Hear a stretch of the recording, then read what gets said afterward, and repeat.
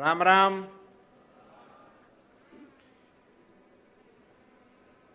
रत्नागिरी की पावन धरती पर सागर परिक्रमा यात्रा के माध्यम से आप सभी को मिलने का मुझे सौभाग्य मिला। इसके लिए मैं अपने आप को सौभाग्यशाली मानता हूं।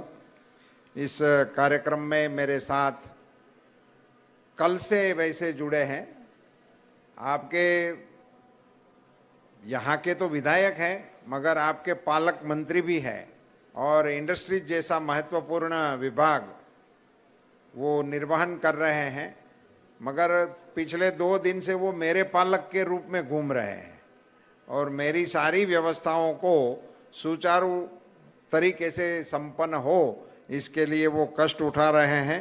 आदरणीय हमारे उद्योग मंत्री श्री उदय सिंह जी और मेरे विभाग के मेरे सचिव महोदय श्रीमान लेखी जी, हमारे वरिष्ठ अधिकारी बालाजी, अतुल पाटने जी और पंकज कुमार, ये अभी हमारे पूरे महाराष्ट्र के कार्यक्रमों को अंजाम देने का काम कर रहे हैं। ये अतुल पाटने जी ने आज यहाँ संबोधन इसलिए किया, वरना वो भाषण नहीं करते हैं, मगर मुझे आज ऐसा जरूर बताना है। हमारे सावंत जी इधर मौजूद हैं, राज्य सरकार के वरिष्ठ मंत्री हैं, यहाँ के विधायक भी हैं। रत्नागिरी में आज ये कार्यक्रम का अंतिम चरण है। आज के कार्यक्रम का यात्रा तो आगे चलने वाली है, मगर मैंने यात्रा का प्रारंभ किया था गुजरात से, मांडवी से, और मैं खुद गुजरात का हूं तो वहां के सारे लोग भी मुझे पहचानते हैं। किसी न किसी तरीके से इतनी लंबी राजकीय हमारी यात्रा होने से सभी जिलों के साथ हमारा जुड़ाव रहा। मैं वहां भी मंत्री रहा, सो इसके नाते हमारे कोस्टल में मुझे ऐसा लग रहा था कि वो तो अपने घर में मैं घूम रहा हूं और लोगों को मिलने का और कुछ नई चीजें देखने का उस प्रकार का कार्यक्रम चल रहा था। मगर जब मुझे गुजरात छोड़ के फिर सागर परिक्रमा को आगे बढ़ाना था तो पहला ही स्टेट महाराष्ट्र आता था और हमारी बैठक महाराष्ट्र के फिशरीज मिनिस्टर आदरणीय मुनगंटीवार के साथ दिल्ली में हमने बुलाए थे। तो आपके वरिष्ठ अधिकारी लोग भी आए थे, कुछ विधायक महोदय भी आए थे, 1-2 सांसद भी आए थे और इनकी बैठक हमने दिल्ली में रखी थी। इनके साथ बात किया कि मैं ये सागर परिक्रमा इस आशय से पूरे कोस्टल बेल्ट में करने की मेरी मंशा है और अब मैं महाराष्ट्र में आ रहा हूं, तो आप बताइए कैसे आना है, कहाँ जाना है, कहाँ रुकना है, कैसे निकलेंगे, क्या व्यवस्थाएं होंगी, इसके बारे में बातचीत की। सभी लोगों ने अपनी राय भी रखी, मगर आज मैं इस खुले मंच से वो स्वीकार करना चाहता हूं कि मेरी सागर परिक्रमा यात्रा को सतत रूप में आगे बढ़ाने का मेरा हौसला ये महाराष्ट्र शासन की व्यवस्था के कारण हुआ है, वरना यहां ब्रेक भी हो सकता, वहां कुछ गड़बड़े हो जाती, कुछ अव्यवस्थाएं हो जाती तो हम छोड़ देते, कार्यक्रम को बीच में से छोड़ना पड़ता। मगर अब महाराष्ट्र में मैं प्रवेश किया और अभी आज शायद महाराष्ट्र के अंतिम चरण में हूं। बीच में जो अपना सिंधुदुर्ग अपने नारायण राणे जी की व्यस्तता की वजह से मुझे छोड़ना पड़ा है, वो मैं बीच में आके कर दूंगा, उसको छोड़ना नहीं है, उसको भी मैं आके करूंगा। मगर एक प्रकार से महाराष्ट्र के कोस्टल की मेरी यात्रा संपन्न हो गई। इसमें अतुल पाटनेकर जी ने की रोल अदा किया है, बहुत ही कष्ट लिया है, बहुत ही उन्होंने, जिसको बोलते हैं ना कि ड्यूटी अलग चीज होती है, एज अ ऑफिसर एक ड्यूटी होता है, वो अलग चीज होती है, मगर कार्यक्रम को ऑन किया और इसको सफल बनाने के लिए उन्होंने बहुत ही अच्छा मेहनत किया है। इसके लिए मैं आज सावंत जी के सामने इनकी प्रशंसा करना चाहता हूं और महाराष्ट्र शासन में ऐसे अधिकारियों का होना ये फिशरीज सेक्टर के लिए बहुत ही उपयोगी है। आज भी इन्होंने जो सुझाव दिए हैं ये मैं मानता हूं कि उनके सुझाव नहीं है, ये इनकी पीड़ा है। वो फेस कर रहे हैं। मैं 3 साल से इस सेक्टर में हूं, वो कोशिश कर रहे हैं और उस कोशिश में इनको जो बाधाएं आ रही हैं उसका बयान है, ऐसा मैं मानता हूं।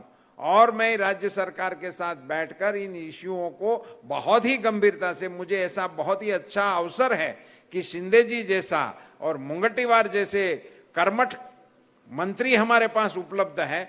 इसी कालखंड में ऐसी समस्याओं के निराकरण के लिए हमें कोशिश करनी चाहिए। ये बहुत ही सुंदर अवसर है, इसलिए आप सभी ने जो बातें रखी हैं। हमारी बहन बोल रही थी, वरना मुझे एक जगह पे तो कहना पड़ा कि बहन कोई आए, क्योंकि भाई लोग रेडी ही होते हैं, अपनी जेब ये समस्याएं से भर के ही घूमते रहते हैं, जहां भी खड़े रखो वहीं से वो फायर करना शुरू कर देते हैं। मगर आज एक बहन ने हमारे मंच से बहुत ही सुंदर बातें की। उन्होंने तो सीवीड का नया आयाम खोल दिया, जो मेरे कार्यक्रमों में कम इसकी वो होती है। मगर मैं आपको बताने जा रहा हूं कि अब फिशरीज सेक्टर का मतलब सिर्फ मछली नहीं है, उसमें और भी कई आयाम जुड़ने वाले हैं। उसमें सीवीड बहुत ही इंपॉर्टेंट रोल करने वाला है। मछली में भी अपना ये जो ऑर्नामेंटल फिश हैं उनको भी आगे बढ़ाने की बातें हैं, उसके कोल्ड स्टोरेज की, इसके अपने पूरे मार्केटिंग चेन की, और इनकी सारी चीजों को आगे बढ़ाने में हम प्रधानमंत्री मत्स्य संपदा योजना के माध्यम से आगे बढ़ रहे हैं। अभी यहाँ से एक ट्रक और एक कुछ और चीज थी जो दोनों बहनें थी, हाँ डीप सी फिशिंग, वो भी एक वेसल ही है, बड़ा वेसल जो अपना कोची शिपयार्ड में बनता है। 1 करोड़ ऊपर की इनकी लागत होती है, मगर दोनों बहनें लेने आई।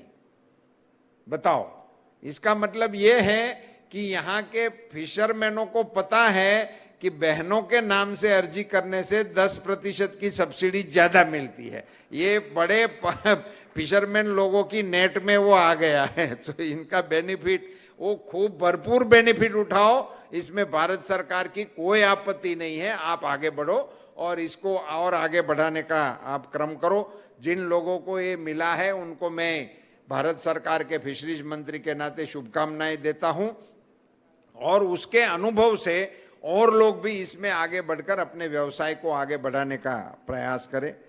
मुझे आज इस अवसर पर जिक्र करना है हमारे डीआईजी शत्रु सिंह जी, जो कोस्ट गार्ड से हमारे साथ जुड़े हुए हैं। साथियों, मुझे बहुत ही विनम्रता से इकरार करना चाहिए, अगर सागर परिक्रमा कार्यक्रम सुचारू ढंग से संचालित हो रही है और मैं समुद्र तट से, जिसका हमारे सावंत साहब जिक्र कर रहे हैं कि आप एयर से भी आ सकते हैं, और कल तो हम करंजा में थे, वहां उन्होंने ही बोले थे कि मैं यहाँ से बाय ट्रेन आपके आगे व्यवस्था के लिए जा रहा हूं, तो वहां से ट्रेन की सुविधा भी थी। मगर मैंने कहा कि भाई हम तो ये समुद्र सागर परिक्रमा है, वो तो बाय सी रूट ही हम करेंगे। तो ये जो मैं कर रहा हूं और हो रहा है, इसमें सबसे प्रबल इसी किसी का समर्थन है तो ये हमारे कोस्ट गार्ड के अधिकारियों का है, कोस्ट गार्ड के साथियों का है और कोस्ट गार्ड के जहाजों का है। मैं अभी, मेरे को नाम भी पता रहने लगा है, मैं एक सार्थक नाम के जहाज में भी मैं प्रवास किया हूं। आज मैं जिसमें प्रवास कर रहा हूं वो वराह है, और भी एक जहाज में मुझे प्रवास करने का अवसर मिला है। तो बड़ी शिद्दत के साथ ये कोस्ट गार्ड के इस जहाज के कारण ही ये अपनी इतनी लंबी कोस्ट लाइन को हम क्रॉस भी कर सकते हैं, देख भी सकते हैं, और समय से भी हम इनको मिटवित कर सकते हैं। इसके लिए मैं कोस्ट गार्ड की पूरी टीम को भी बधाई देना चाहता हूं, उसको भी धन्यवाद करना चाहता हूं। साथियों, जैसे यहाँ से सारी बातों में से एक बात तय हो गई है कि मैं यहाँ इस नगरी में हमारे सावंत साहब के मत क्षेत्र में क्यों हूं, तो मैं सिर्फ आपको मिलने के लिए और आपको सुनने के लिए ही आया हूं। मुझे भाषण करने की कोई इच्छा नहीं है। मैं जब सावंत साहब का चुनाव होगा तो मैदान में आके भाषण करूंगा और उसके पक्ष में बात रखने के लिए आऊंगा। अभी मैं आपको सुनने के लिए आया हूं। आपको सुनना है, आपकी बातें देखनी है, आपके इंफ्रास्ट्रक्चर को देखना है। अभी अभी यह मंच पर हमारा पाटीदार समाज आ गया, वो यहाँ इतनी बड़ी तादाद में है, और कच्छ के मेरे सारे साथीदार हैं। और अभी भी मैं नखत्राणा पिछले सप्ताह में ही था, वहाँ बहुत बड़ा कार्यक्रम इस पाटीदार समाज की ओर से हुआ था। यहाँ हमारी माताएं जब मिली तब उन्होंने एक सूत्र बोला, जय लक्ष्मी नारायण। नारायण के बहुत स्वरूप हैं, सत्य नारायण है, सूर्य नारायण है, बद्री नारायण है, बहुत हमारे नारायण तो हमारे प्रमुख देवता है। मगर ये हमारे कच्छी पाटीदार लोगों ने उनमें से लक्ष्मी नारायण को चुना है, और लक्ष्मी जी हैं वो सागर की बेटी है, इसलिए वो सागर के देवता का अनायास रूप से ये पाटीदार लोग इनका समर्थन कर रहे हैं, उनकी पूजा कर रहे हैं। इसी के लिए इनको भी बहुत बहुत धन्यवाद। अभी मेरे पास समय अवकाश नहीं होने से मैं पाटीदार भवन की मुलाकात नहीं ले रहा हूं, फिर कभी मौका मिलेगा। लक्ष्मी नारायण देव के चरणों में प्रार्थना करता हूं कि आपसे मिलने का मुझे मौका दे।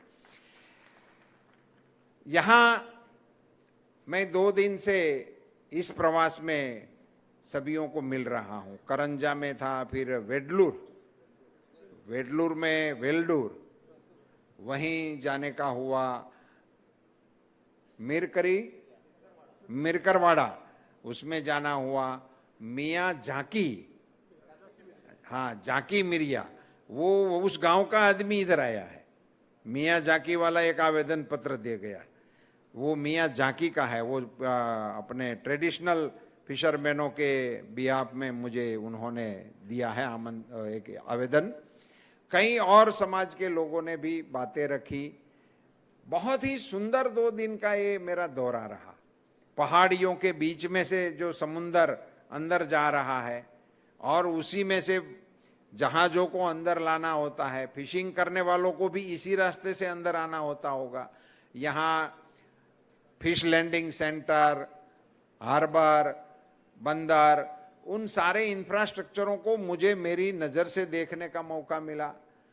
आप सब लोगों से रूबरू मिलके आपकी बातें सुनने का अवसर मिला, और कई नियम कानून जो आपको माछीमारी व्यवसाय करने में या तो बाधा डाल रहे हैं या तो आपकी प्रगति को रोक रहे हैं, इन सारी चीज़ों को देखने और सुनने का मुझे मौका मिला है। मुझे पूरा भरोसा है कि इसमें हम आपकी समस्या का समाधान अवश्य निकालेंगे। क्यों? वो मैं अपने बलबूते पे नहीं बात कर रहा हूं, मुझे हमारे प्रधानमंत्री मोदी जी पे विश्वास है, क्योंकि उन्होंने मच्छी सेक्टर को, फिशरीज सेक्टर को देखते हुए इस मंत्रालय का सृजन किया, उसको बहुत बड़ी राशि देने का प्रयास किया, उसमें कानूनी बदलाव लाने की उनकी मंशा है। सो आप सब लोगों से मिलकर राज्य सरकारों के साथ, अभी वहाँ शायद मिरकरवाड़ा में कोई बोल रहे थे कि हमारे साथ बैठ के हमारे साथ चर्चा, राज्य सरकार के साथ चर्चा विचारणा होना चाहिए और केंद्र सरकार को इसका लीड लेना चाहिए। मैं बहुत ही जल्द सारे राज्य के फिशरीज मिनिस्टरों को निमंत्रण भेज रहा हूं। कल ही मैंने इस बोट में ही इनको साइन किया है, और अभी बहुत जल्द ही आप सभी लोगों को निमंत्रण दूंगा। पूरे देश के फिशरीज मिनिस्टरों को और पूरे देश के फिशरीज के अधिकारियों को एक साथ हम पूरे 2 दिन तक बैठ के हम इनको सुनेंगे, उनके साथ परामर्श करेंगे, और उसी के आधार पर हमारे सामने जो भी चीजें हैं उसको सुलझाने का हम कोशिश करेंगे। रत्नागिरी वैसे आम की वजह से बहुत प्रसिद्ध है। यहाँ के हाफूस आम जो है वो पूरे विश्व में प्रसिद्ध है। वैसे मैं गुजरात सौराष्ट्र से हूँ, सो हमारी केसर भी बहुत प्रसिद्ध है। पहले तो हमारी तालाला की केसर ही प्रसिद्ध होती थी, मगर ये कच्छ वालों ने ऐसा कमाल कर दिया है कि आज कच्छ की केसर विश्व में सबसे अच्छी केरी के आम के रूप में बिक रही है। सबसे अच्छे आम आज कच्छ के केसर के रूप में बन रहे हैं। वो बिल्कुल पानी से अभावग्रस्त एरिया था, वहां नर्मदा का पानी मोदी जी ने पहुंचा दिया। आज कच्छ सबसे अच्छा एग्रीकल्चरल डिस्ट्रिक्ट बन गया है। बहुत ही अच्छा ग्रोथ वहां के किसान भी कर रहे हैं।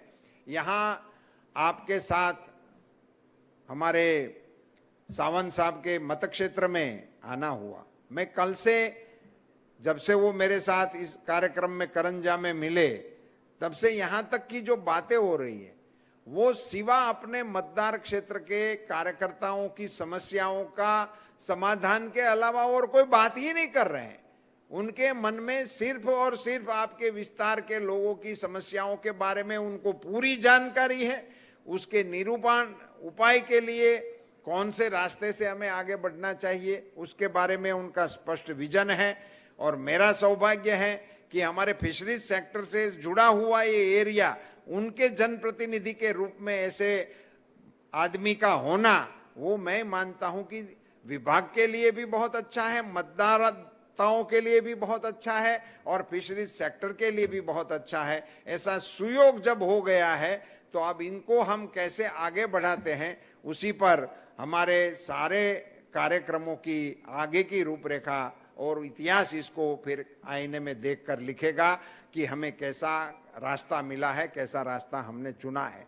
प्रधानमंत्री जी के दिशा निर्देश पर ये पूरे देश के कोस्टल में मैं घूम रहा हूं। अभी एक केरला को छोड़ के पूरे वेस्ट कोस्ट का मेरा कार्यक्रम संपन्न हो जाएगा और अगले सप्ताह में यदि मॉनसून परमिशन देगा और मुझे समय से कार्यक्रमों की जो भरमार चल रही है उसमें से मौका मिल गया तो वेस्ट कोस्ट को मैं इसी सीजन में खत्म करने के पक्ष में हूं और बाद अगली सीजन में हम ईस्ट कोस्ट की यात्रा का प्रारंभ करेंगे। इसमें मैंने जैसे बताया कि महाराष्ट्र सरकार और महाराष्ट्र शासन का जिस प्रकार का रवैया रहा, इसके चलते मेरा हौसला बढ़ गया है और मैं अब दृढ़ निश्चयी हो गया हूं कि अब मैं पूरी सागर परिक्रमा को करके ही रहूंगा। और इसमें आप सब लोगों की शुभकामनाएं, शुभाशीष जो मिले। यहाँ मिरकरवाड़ा में कितना उत्साह था लोगों का, और वहां जो अभी ये जल्दी क्यों हो रहा है, ये अमावस्या के कारण समुद्र में उफान है। अगर हम समय से वहां नहीं गए तो मैं बोट से लैंड ही नहीं हो पाता, या तो फिर अभी मैं इसमें एंटर ही नहीं हो पाऊंगा। ऐसे इनके भी रूल है, ये महासागर के रूल है, हमारे राज्य शासन के रूल है, कुछ भारत सरकार के रूल है, मगर यहाँ सागर में सागर देवता के भी कुछ रूल है। उस रूल को मानने के लिए मुझे आपसे थोड़ा जल्दी में निकलना पड़ रहा है, वो आप सब समझ रहे हैं। आप सबका बहुत बहुत शुक्रिया।